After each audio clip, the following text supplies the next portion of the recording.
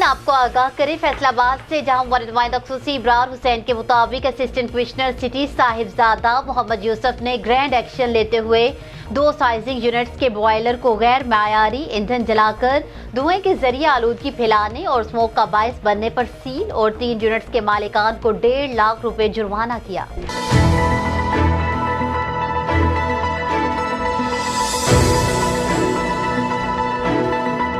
Assistant commissioner city ने महकमा माहौलियात की टीमों के हमरा शहर भर में इंडस्ट्रियल यूनिट्स के बॉयलर को चेक किया और मुतादिद बार इस्लाह के नोटिस के बावजूद खिलाफ वर्जी पर मॉडर्न साइजिंग और मदीना साइजिंग के बॉयलर को सील और 3 यूनिट्स को मौका पर भारी जुर्माना किया। उन्होंने कहा कि डिप्टी कमिश्नर अली शहजाद की हदायत के मुताबिक इंसदाद स्मोक इक़दाम के तहत भट्टों इंडस्ट्रियल यूनिट्स की मुसलसल चेकिंग का सिलसिला जारी और आलूदगी फैलाने की पादाश में एक्शन लिया जा रहा है। न्यूज़ स्टूडियो से फिलवक्त इतना ही।